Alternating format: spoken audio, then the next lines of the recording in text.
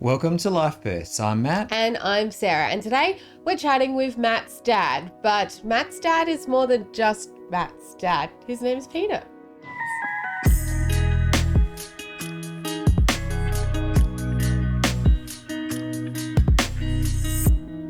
Yes, welcome to Life Births with Matt and Sarah. And today we're chatting with your dad. Yeah. I'm excited about this, but the whole interview is not just going to be about you, Matt, because people could just go back and watch episode number 1 or the other one of Matt sharing your story. Yeah, well, I'm looking forward to hearing a few stories. So Thank you, Peter, for coming in on today's show. Pleasure. Tell us, where did life start out for you? Well, if you don't mind, I won't answer that straight away. I just want to say up front that it's been a great experience just researching this, because I don't think we go back and look at our lives often enough. And I reckon I've had a great life, but that's my biased opinion. Yep. But to answer your question, it obviously started with my mum and dad. Yeah. And my mum was a South Australian girl, and she grew up with her dad as a Methodist minister, and they travelled around the countryside. And at some stage, my grandfather moved to Broken Hill as a minister, and mum followed because she'd finished school. She started nursing there. So she was a young woman at the stage. But my dad was a New South Wales teacher, and he'd just moved to from Coonabarabran to Broken Hill. And they went to church, obviously. So that's one big benefit of a church. They actually found each other there, and obviously things developed. And before you know it, they were engaged and then married. And my older brother, David, was born in Broken Hill. And then 18 months later, I was born in 1960, April 1960. And so the first year of my life was in Broken Hill. And surprisingly, I can't remember much about Broken Hill before the age of 1. But then we moved, Dad moved to Muswellbrook, teaching there in the high school. And we obviously moved as a family. And then my younger sister, Jenny, was born in Muswellbrook. And just generally, I'm talking about the preschool and primary school ages which were in Muswellbrook. But I just describe them as fantastic experience. Look, a really good childhood. And it's quite different from today. I think there was just more trust in the place, and parental supervision wasn't as strict. But that meant we could sort of go out and play. And we were lucky in our house. We were in a housing trust area, which I didn't know at the time because I didn't think about it. But we were in a little 2-bedroom house, 3 kids in 2 bedrooms. How does that work? But it had a partition between Jenny and 2 brothers. But our backyard went over a fence and into what we call the back paddock. And there were horses and cows out there from time to time, but just long grass, a creek, a big hill, and just an area for kids to play after school. And there would have been a dozen or so kids that would come and play, and all our mates, of course. And Dad actually made a big section out the back of our place so that the lawn was a bit lower and we could play cricket and just ball games there.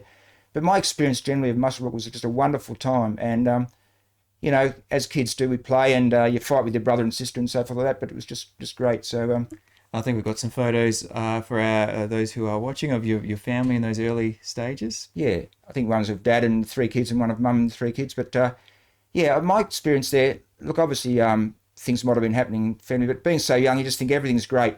And we had neighbours next door, the Moody's I'd go and play with, and others down the street. And like I said, there were horses and so forth. What I do remember is we had a tricycle, and we would come down this huge hill at the front of the house and get such great speed and sometimes crash.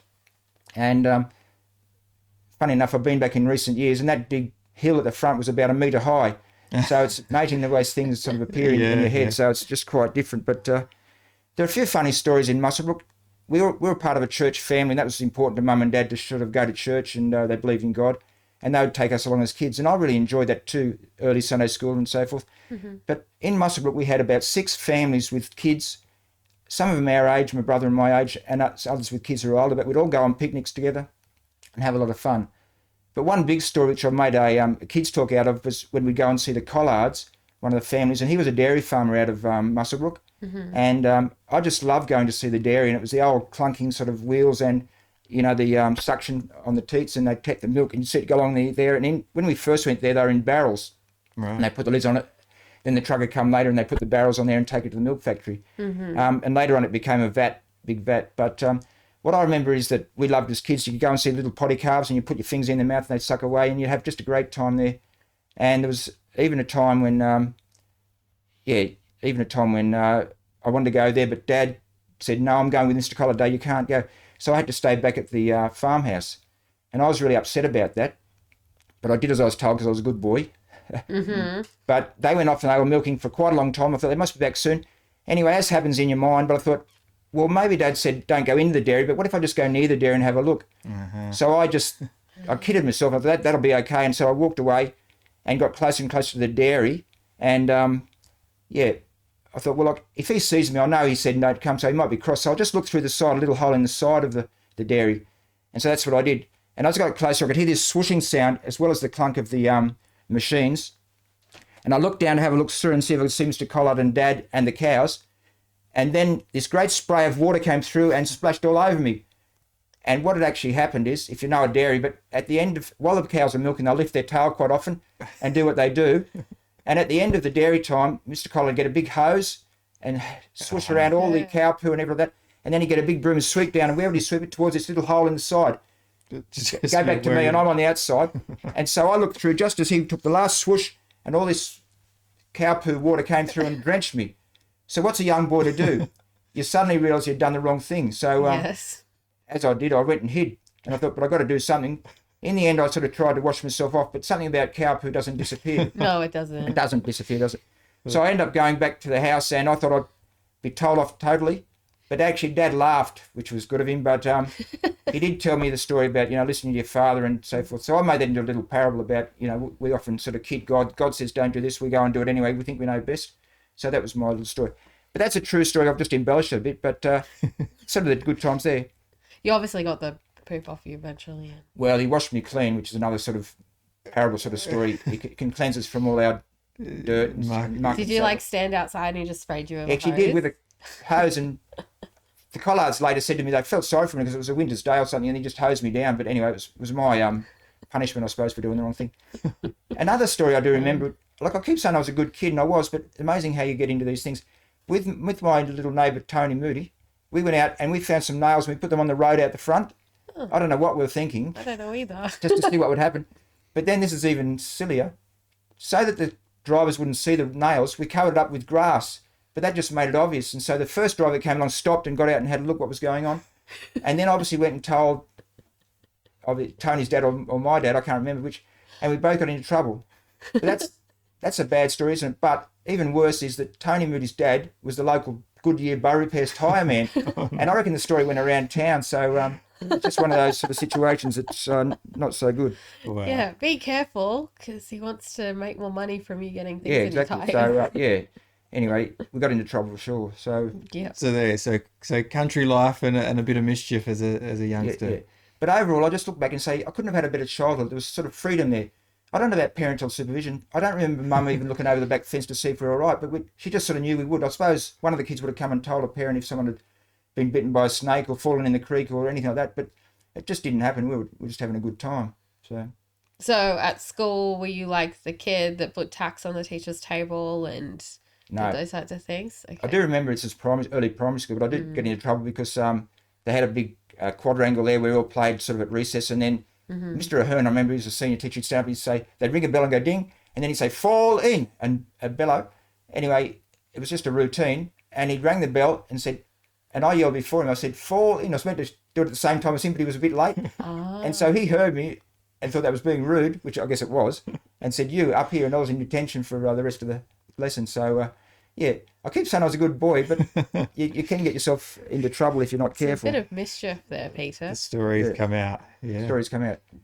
Other than that, just a good time with my brother and sister. And as I said, lots of kids in the neighbourhood. So just had that feeling like that you're loved and things were good. And that's to do with my mum and dad. Of course, they were loving parents. And I still remember to this day that feeling of mum, especially coming and tuck us in bed, and she'd say a prayer with us. And I still sort of find that now, like even as an adult and married and so forth, but I still have that time at night when I go to bed and sort of talk to God, and it's just a good time. Yeah, it just makes things feel right. So. What about Christmas and birthdays? What did they look like? Well, they were fantastic, but as I said, Mum came from South Australia. Her family went back from Broken Hill to Adelaide, and so my grandfather was a minister in suburban Adelaide. So every Christmas, so that we could catch up with the family and cousins, we would head back over to Adelaide along the Hay Plains. I still remember that Hay Balranald Plains back then. It was so dry and hot. A lot more water there now, but we'd drive across and then have Christmas and New Year, and then go down to Victor Harbour and stay there in the caravan park and go to Port Elliot and swim. So it was a regular routine, and it was a good time. I do remember coming across and we'd go shopping before Christmas, we'd go into Rundle Mall. We'd go up Cox Foy's, which was not there now. We'd go up to the top floor and there's some Ferris wheel and other games there. And then we go down one more step and there was a cafeteria. And we'd get a pie and chips, the same thing every time we went there, and a drink, and thought we were fantastic. So, yeah, these are memories, but they're simple memories, but just that whole time was just carefree and not a care in the world. So, Good traditions, yeah. yeah. Well, when we come back, we're going to hear more of Peter, my dad's story. So looking forward to that. This is Life Burst with Matt and Sarah. Welcome back to Life Burst, here with Matt and Sarah. And today we're chatting with Peter, who just also happens to be Matt's dad. And this is definitely an interview to go check out online, so on our YouTube or Facebook or community television when it's shown, because there are a few pictures and things as well along the way with this journey. So we're up to school age for you, Peter. You've talked about you've been a good boy. I keep saying that. I know, you keep saying that. Someone will believe it. Yeah. So, yeah, take us from there. Yeah, so that was the primary school years at Muswellbrook in the Hunter Valley near Newcastle. And then Dad got a transfer with school and he went to Wellington High School in the central west of New South Wales, out near Dubbo, if most people know Dubbo. But it's a lovely area there, quite hot in summer and cool in winter. But yeah, lovely area. And it's on the, Wellington's on the junction of two rivers, the Bell and Macquarie, and they're quite major rivers.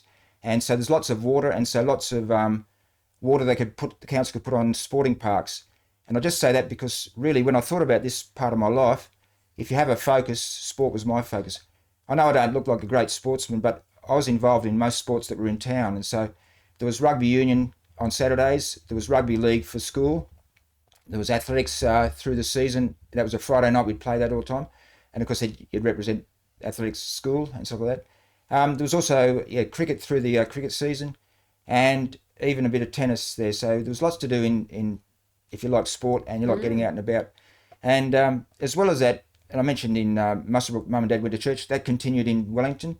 And I was getting to be a teen, and so there was a youth group and stuff like that. So I thoroughly enjoyed that. I wouldn't say most of the night was all about learning about God. A lot of it was just fun and games, but that's how it was. But yeah, still very good. I remember John Butson getting a bit frustrated. And I can say this joke now, but he was pulling his hair out because he had less hair than I do now. Yeah. And poor old John, but he just try and control these teenagers, and teenagers are full of energy and full of fun. Just want to have fun, but I'm sure they learnt, as I did, some of the faith sort of aspects of going to a Christian youth group there, and so that was quite beneficial. So really they're entering high school. I will say I've got an older brother, David, and bless him, but he was the dux of the school in high school, but he was quite bright and older, and he didn't say anything bad to me, but I just had this underlying feeling like I was a bit dumb because he always got the answers first and I just couldn't strive. So a lot of my school results back from primary school and even in junior high school show that I was quite an average student or even low in some subjects there. But I just started to develop in some of the areas, especially maths, which my brother was good at as well. And yeah, a lot of that credit goes to a man, Bob Clunas, and I don't suppose he'll be listening, but he was a maths teacher of mine, and he just pointed at me one day, literally pointed at me and says, "Peter Carratt, I know you can do better than that." And something just twigged inside me and I started to apply myself and got better. And in the end, by year 12, finally, that was my best subject and actually got me into banking and so forth, which is part of my career later. So it was really good there. Yeah. So a pretty, a fun childhood there, your sport and all those things, and you began to apply yourself in school. Yeah. So I will say that I knew that I wouldn't make it like to the Olympics or anything, because you could be like the big fish in a small pond in a town called Wellington. I represented the school in most sports, and I actually got into the Central West for rugby union a few times and went down to Sydney and played. But athletics, I got in like cross country and I came first in the area, and I thought, wow, and I got taken down to Sydney and we had this cross country and there was like 1,000 young men there. We went off and I just got lost right in the middle, and I wouldn't say I was last, but you soon realise that, hey, there's some very good athletes out there. So, but that didn't stop me. I think for me, I've enjoyed sport because it just gives you that rush of sort of competing, and if you win, you win. If you don't, you don't. But it was just good. So, but yeah, just to sum up those years, like Muswellbrook, just a good time as a youth. For me, a good time of learning and growing, the teen years, and lots of good friends, and yeah, all around. So, but you know, I just thought life was going to continue to go like that. I was in year 11, and then there was quite a major shock to my life, which I'll just tell you about. But Yeah, So, what happened?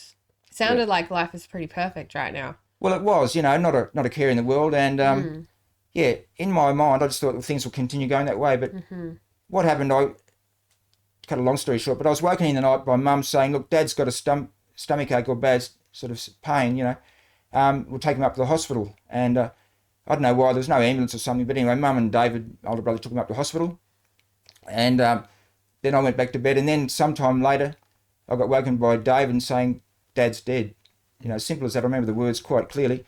And being in the night and a bit groggy, but I just went out the backyard, totally sort of unbelieving and just sort of, I'd dry reach actually, which is a physical reaction to sort of news you don't want to hear.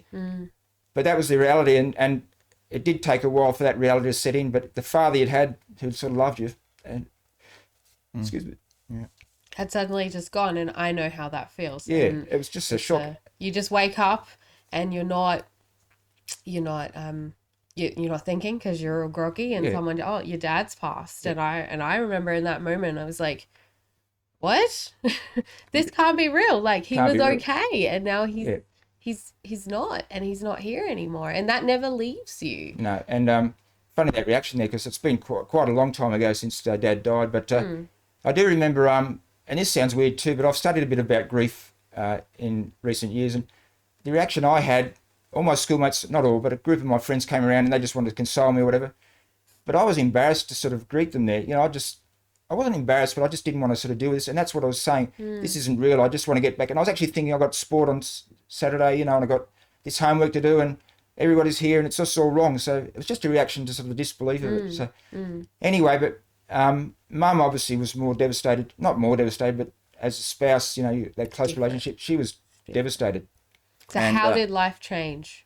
Well, it did change. What did life look like? I remember those first few weeks, Mum just cried non-stop, and it was just really disheartening. And we kids sort of went back to school bit by bit and just got back into life. And the other kids were very good, of course. But, you just had that sense of this isn't real.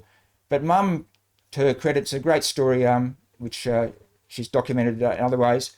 But she actually moved on from that, and she got a job again to support the family. But also, the local church minister encouraged her to sort of do some Bible studies, which she did, and everyone encouraged her. She did quite well, and that led to actually going to the full-time ministry in the Uniting Church. And from what seemed like a dead end for Mum, single mum, and just sort of then kids leaving and she's on her own, but she actually made her life and family some churches that she then ministered over the years until she retired. And bless Mum, but she's gone in the last year or two as well, so it's very sad. But yeah, like I say, it's just something. I think at that age, you're not meant to think about death, really, because you're having so much fun. And if I did, it was sort of other families or some other tragedy. We had a few tragedies in town about car accidents, things like that. But the thought of your father, who did die of a heart attack, by the way, it didn't even think about that. So, it was quite a shock. Yeah, or very sudden and unexpected. Exactly. Yeah, and grief takes different turns in different ways in different people, and you never move on, I suppose, because if you would ever move on from that, it's sort of like the person never existed. It's about still thinking and honoring, but also working in yourself. And exactly. I can't imagine what it would be like as a you were quite young. I was 25, but you were much younger. I think age is a funny thing, but I think myself and my brother and my sister, just you grow up sort of fast, but you're still a child and you still have the fun of the child. But I remember thinking quite differently about a lot of things that people were very passionate about and getting very angry about. I just sort of thought, no, that's small stuff. Just forgive them and move over. So it just tied in with my Christian faith, but it started to make more sense. Look, if there is a big game, which is life and death, why muck around and get angry and hold grudges against people for these small things? And a lot of people do that. And I just sort of feel like I wish I could put my arm around them and just sort of give them a reality check and sort of see there's something bigger and better you can do with your life than sweat over the small stuff. Small stuff's important too, don't get me wrong. I mean, but That's said by a person that has really gone through something that's shaken and changed their life. Yeah. But in a strange way, in a good way, because I think it just made me realise the benefit of a good life. And I often sort of tell people, I think I'm a bit over the top, just thanking people for simple things, but I just think, no, the time to say it is now, not sort of wait for later when they might not be here, so tell them. Yeah. And I guess part of the reality is I'd never said to my dad I loved him, like those words. And funny enough, I was trying to talk to somebody the other day and about our fathers of that era, but like my dad loved me, I knew that, and Mum loved me, but But I think Mum probably said I love you, but I can't remember Dad saying those words. And he may have, but I just don't remember it. But the good part for me is that I knew both my mum and my dad just loved me. You had that loving sort of feeling. Yeah. Anyway, but back on Mum, she had that tough time. David left the following year to go down to uni, and David actually had a bit of a debate about it. He'd stay back and stay, but she said, no, you've got to go on with your life. And so she was sacrificing that to the company of families. She let David go and then me go the following year. And then just Jenny, and a few years after that, she was on her own. But by that stage, she'd done the studies and going into ministry. So, Well, thank you, Peter, for sharing about the death of your father during that time. I'm sure it's going to help a lot of other people to have heard from you about what it's really like. So thank you for being open enough to share that. Thank you. With everybody. This is Life Bus. We will be back straight after this. Welcome back to Life Bursts. I'm Matt. And I'm Sarah. This next photo that we are going to bring up on the screen is something a little different. You don't look like that anymore. Matt, for the people that aren't watching this interview, do your best audio description of the image that's about to come up on the screen of your dad. Well, I think we should explain too that my father and I both have the same hairstyle, which is there's not a lot of hair on top. But this photo of you going back to, is this your teenage years? Definitely. And back in the mullet era. And it is definitely there is a lot of hair. There is a lot more hair than I've ever had. And it's, just a massive mullet. Now, was that... massive mullet. Really? Is that how you're going to audio describe Look, it? say, that's developed from, used to be the bowl cut like this, but yes. As it went a bit longer, we threw away the bowl and just sort of did our best. But really, that's an amateur cut, I must say. I love my mum and dad, but I think, that would have been Dad sort of cutting it, and it's just not so good. This is early school days, so yeah.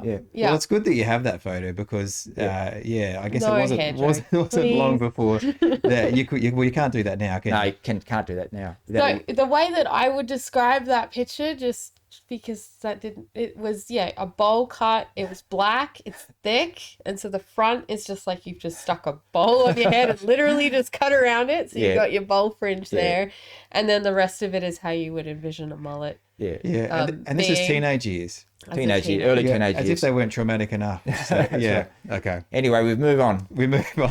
So you moved on through schooling. So you had that significant loss. And then you met a certain special lady. No, that was to come. Oh. Okay. Well, it's coming, yeah. To my exciting Just hold back. Story. What happened next? Okay, I'll hold. Well, I finished year 12 the year after Dad died and did reasonably well. And I was destined to go in like my brother into uni and do studies.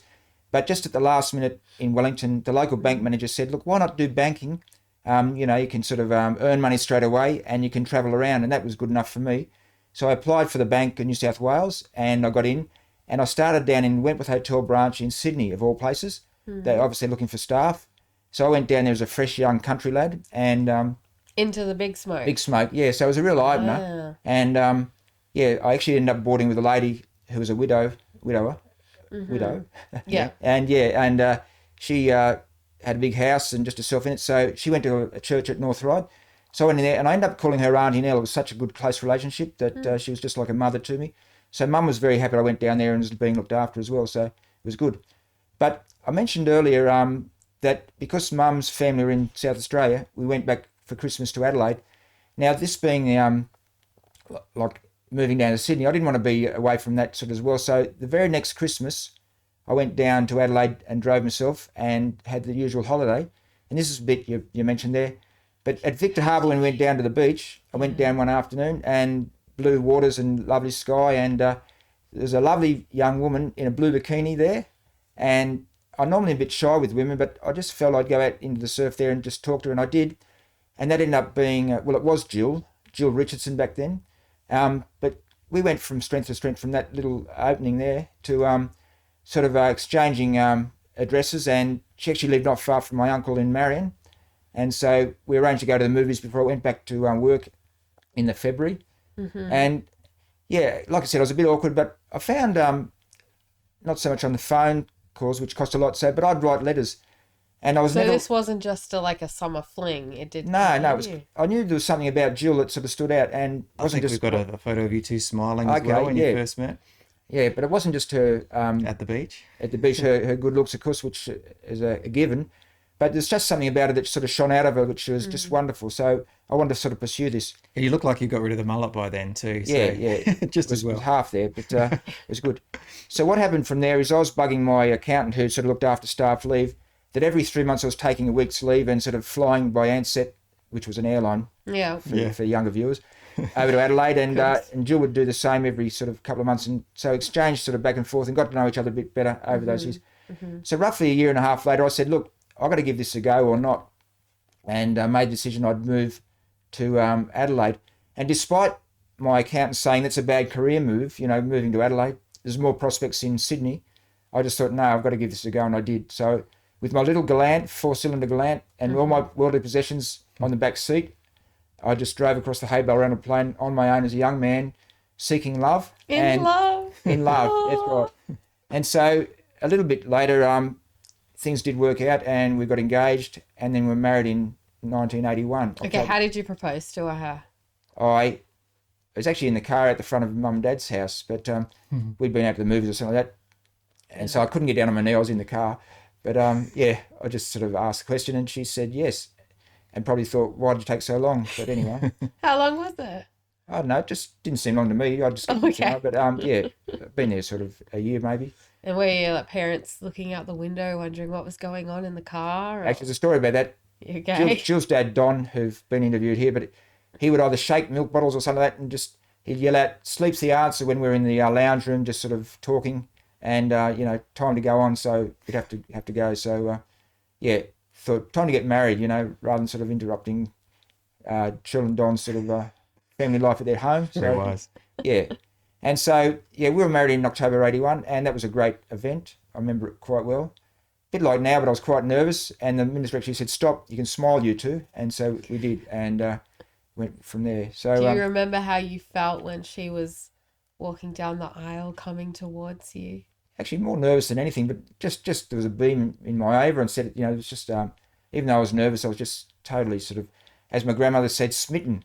I had to look that up in the dictionary. I think it means getting hit over in one sense, but on the other hand, it's sort of totally blown away by this woman, so totally devoted. So that was it. She's the most beautiful woman you'd ever seen in that moment. Yeah, and she still is. So Good answer. and I've been to Specsavers. I've been to Specsavers, so I know what I'm talking about. Anyway, but we actually were fortunate. We managed to build our house before we moved in, and it was a brand new house down at Seaford, way down south, and that was sort of the outer suburbs back then, but now it's sort of not so much. But lovely little brick house, and surprisingly enough, 12 months later we had our first anniversary, and in our arm was a young Matthew Carratt, born August 82. So this is Matthew here, and he probably Really? had as much hair back then, but yeah, No mullet. no mullet. Yeah. So yeah, Did and mullet ever happen to him? Like no, I can't remember that. Different era. Different era. That's right. So any crazy hair thing? We're talking about the hair. We're talking about him. No. And any crazy hair things he ever did? No. no. Okay. No, I was a good boy. Yeah. Yeah, Yeah, your dad there's a said theme that here. too. But common story. So yeah, so we moved around, and I think it's one of the Matthew might disagree, but I thought it was just a great thing in our marriage. But in the bank, you could sort of stay in one place and you had to wait for promotions locally, or you could put your hand up and say, "I'll go country," and there weren't as many people prepared to do that. So I said I'd go country if I wanted to, and so our first move was to Renmark in the Riverland, and we went up there with Matthew's one child, and by the time we came back a couple of years later, we had 3 children. So there is definitely something in the water in Renmark. Beware if you're going there. But no, that was good, and really tough looking back on Jill, because her mum and dad weren't there; they were in Victor still. But just sort of raising 3 kids, and Matthew was a terrible young lad. No, I say that jokingly. He was a good kid, but just that's kid. the only snippet that you get of this whole interview. No, Angelic the whole way. angelic. Yeah. But no, kids, if you've had your own, you just know that age they're just really hard. And I was at the bank a lot of the day, and by the time I got home, Jill was exhausted. But anyway, we made it through that, and then we came back, and we were back in Adelaide for a few years, and then we had a call to I had a call to go to Port Lincoln, which was a wonderful spot and beautiful countryside. And I sort of grew in my banking career there. I was manager there and had live lobster exporters, which I knew nothing about, and wheat farmers, of course, and real estate agents. So it was quite a variety of people, and fishermen. So yeah, I had to learn fast as a banker how to sort of relate to these customers. But you did. So I think at the start of my life, I had no real plan for a career. It just sort of happened bit by bit, and I adopted and sort of grew. I think at the start, if I'd said I'd done some of these things in my career, I would have said I couldn't do that. But you just do. You take it on, and you have the guts to do it, and you can sort of keep moving. What was a really hard experience that you had in Port Lincoln? Well, it wasn't just me, but the whole bank, and we're getting political here, but things were tough, and the interest rates were rising, sort of 18% for business, and it was a really tough time. And a lot of people didn't like bankers. They used to like you banker. It was almost a curse. But I maintained, I believe, sort of a good integrity as a person, and meeting with people who were struggling, and sort of a bit of empathy. And I think that worked for me. But by and large, there was that sort of rift between bankers and sort of farmers, for example, who were doing it tough. But so that was tough. And yeah, there were some auctions there which were sort of really tough, when people were losing their livelihood and their land that they'd had in the family. So yeah, tough times. Well, when we come back, we'll hear more of Peter, my dad's story, here on Life Burst with Sarah and Matt. This is Life Burst. I'm Matt. And I am Sarah. Today we're chatting with Matt's dad, Peter. Once again, definitely an episode to go check out online on YouTube, Facebook as well. Peter, you've travelled to lots of different places as well, because you weren't really in one place at one time. And I also know that because Matt shared in his story that he moved around to a lot of different places. Could you quickly just go over some of those places that you went to, like just naming them and picking up where you went to? Well, as I said, went from Adelaide to Renmark, back to Adelaide, then over to Port Lincoln, which is what I was mentioning there. Then I went to be a manager on my own at Malala, which was a small town north of Adelaide. Right, a bank manager. Bank manager there. Wow. And I was there a couple of years. And then quickly went up to Gove, Northern Territory, which is Nhulunbuy in another term, on northeast Arnhem Land, and on the Cape, looking over to Queensland. So I was the bank manager there in a fairly large town, but the only bank in town. So it was quite stressful, but I was learning a lot on the way there. So if anyone ever gets a chance to go there, it's really good. Because I hope Matt agrees with me, but a bit of trauma for the kids as they sort of had to leave schools and leave classmates but go to another place. But I think it builds a bit of resilience. Would you agree, Matt? Absolutely, yeah. But there are stresses in there, and you're away from family, and you just have to wait for holidays to see them. But it makes it special when you do return to Adelaide and sort of see the family. But there were things in all my sort of jobs that sort of stretched me. But looking back in Gove, there was an Aboriginal organisation called YBE, and they were actually came to me for a big loan to do some leasing for vehicles, so they could actually employ their Aboriginal members to do work for the mine, and it was all agreed by the mine, and they would pay the money through YBE and then to the people there. So I was there doing the biggest loan of my life with a group, YBE, but their board of directors were 12 local elders from different clans in the area. And I remember sitting down with my suit, wasn't a suit, just good trousers though, on the red dirt up there and getting all dirty, but just the director there sort of talking in Yolngu Mata, the local language, to them, and I'd hear sort of Westpac, and then I'd hear AGC, and then I'd hear Peter, and then Million or something like that. So I knew he was on the right track. And then my bosses were saying, when's this deal coming through? But it took a number of meetings, as you can imagine. It just took months. And finally we got the deal, and it was a big celebration when they got these trucks and they actually could be employed and do the work there, which is a good initiative, I thought.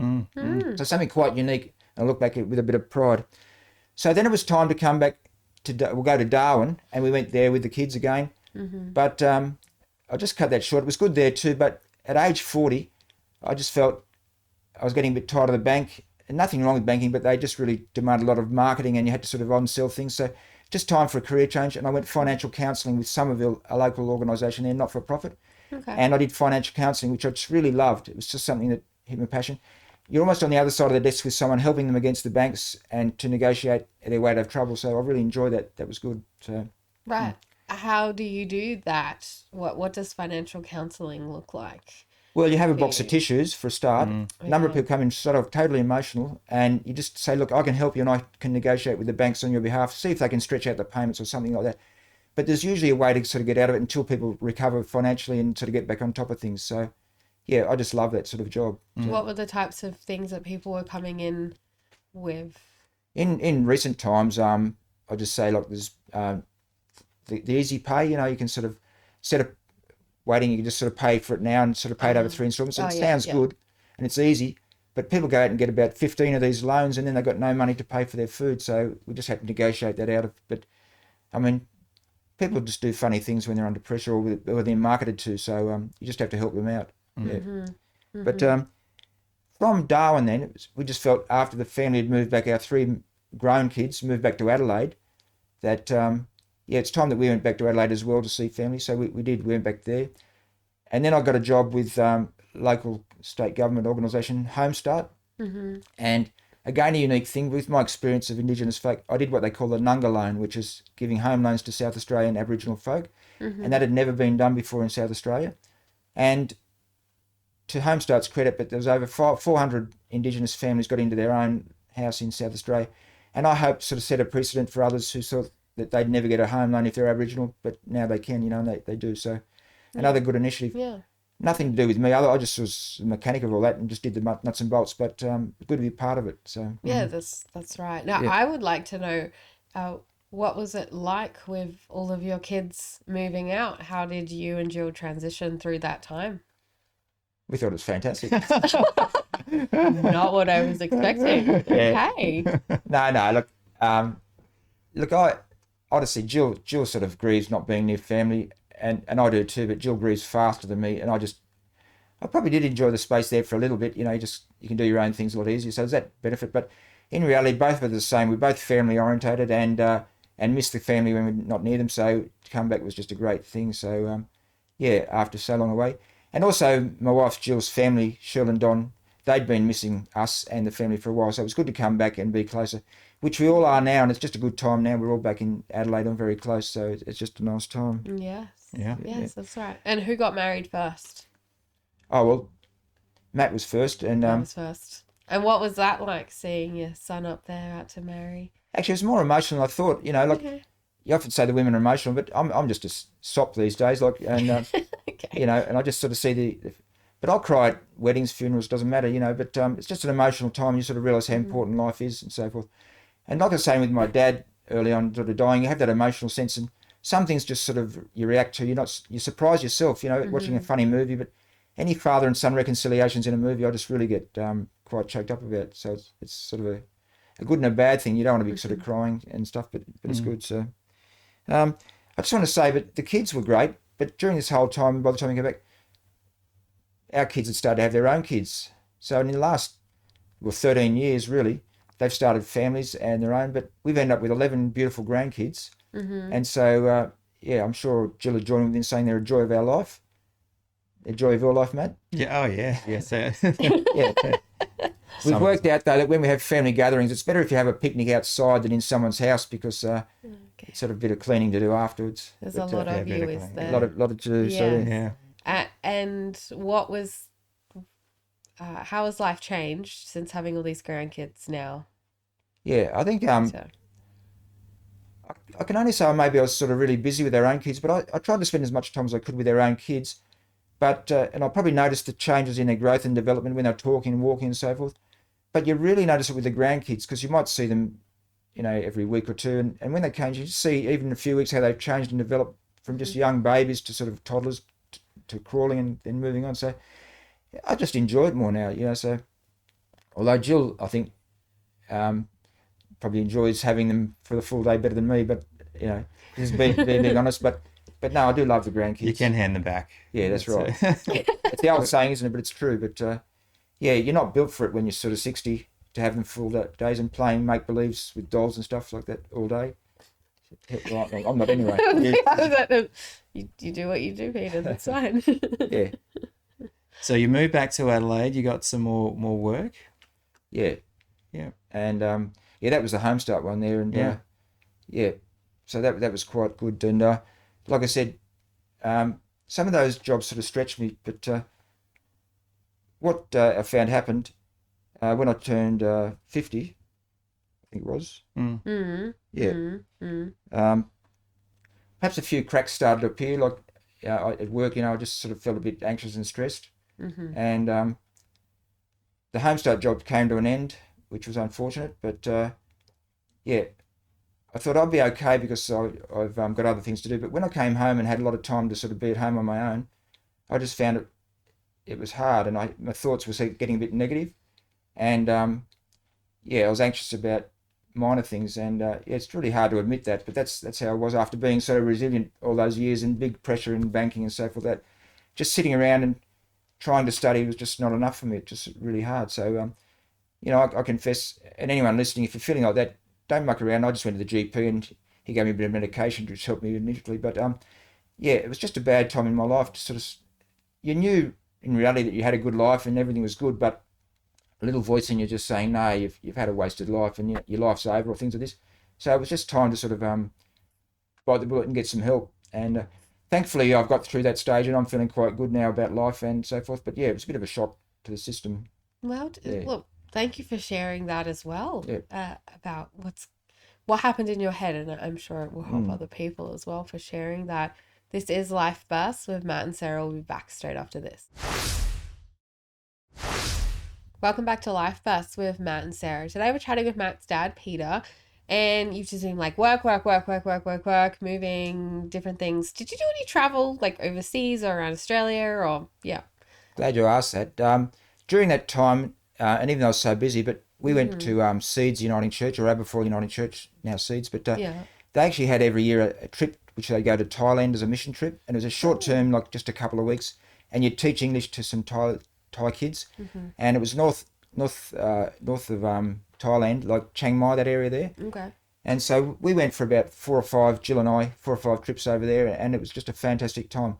I'd recommend Thailand to anyone to go there, but not the touristy part. We actually felt there was a disappointment after going up there to the little villages and seeing the kids in their sort of basic sort of huts there with full excitement to come out and learn English. Like, can you imagine that, our kids sort of in school holidays saying, let's come and learn Chinese or something like that? They'd say, forget it. But these kids just came out with great excitement. Yeah. And that was a real blessing to us over that time. So it was really, really good.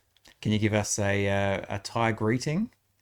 Do you think you can imagine? Saudi Carp. Yeah. Saudi Cup. Oh, we'll pay that. Yeah. I think Saudi Car is the female one. I don't know. It's a bit unique. Saudi Cup. There you go. Yeah, on the spot. You've done well. Yes, you have. They shortened it to cup, just cup. Anyway. Okay. Very good. Okay. I'm glad I remembered. No, okay.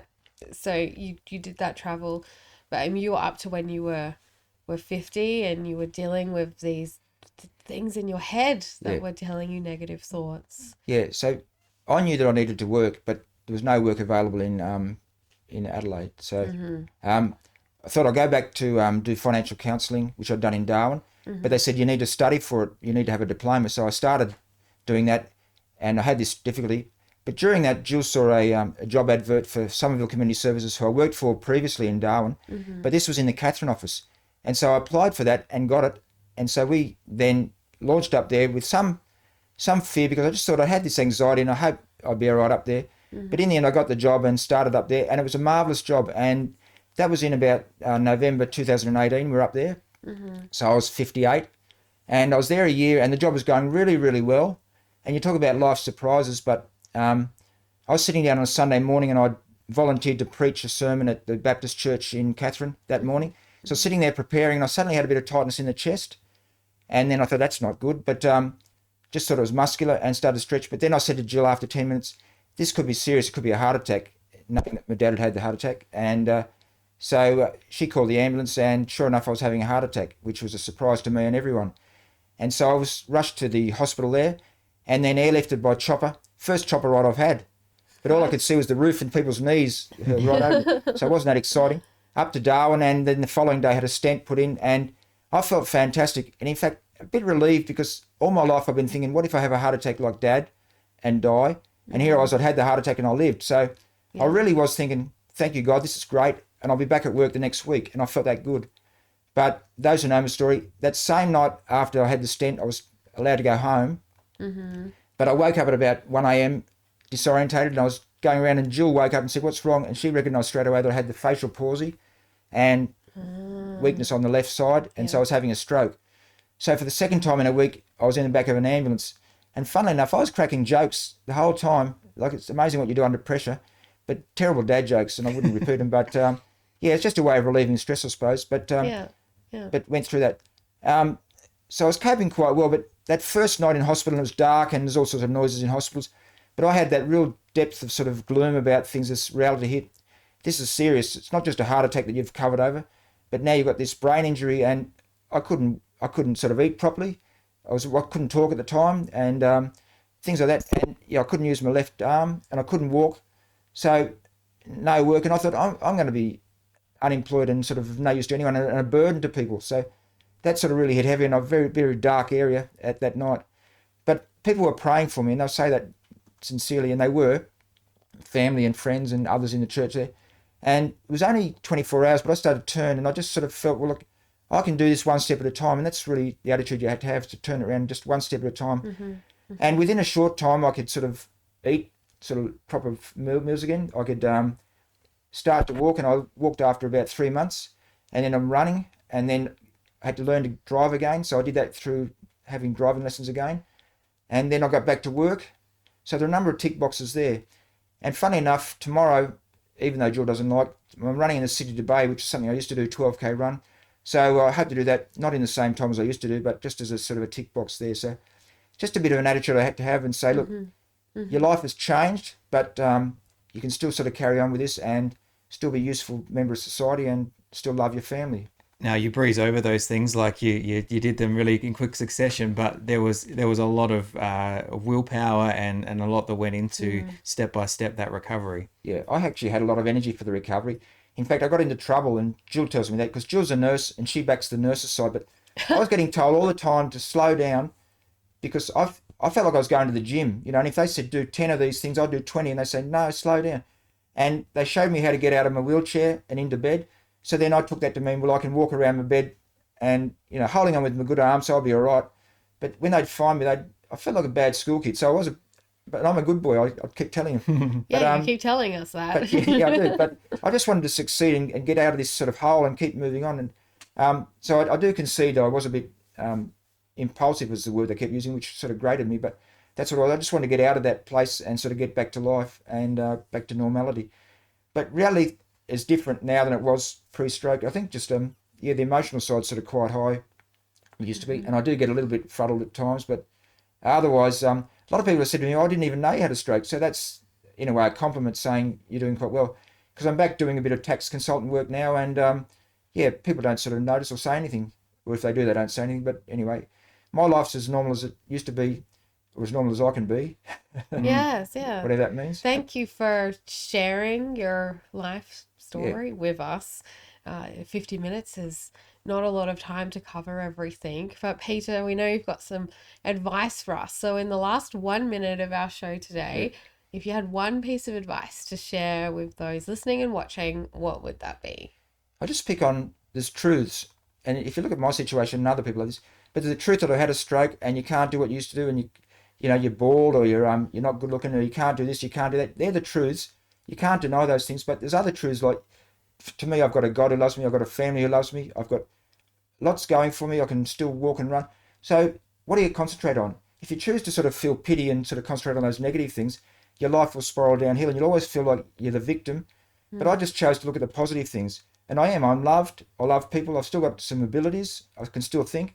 And I just choose to concentrate on that. And I thank God for everything. So, and I thank you for asking me to come on this. So it's been good to refresh my sort of childhood with myself. It's sort of, unless you have a family get together, you don't sort of go back and look at those old sort of photos. And so it's been good.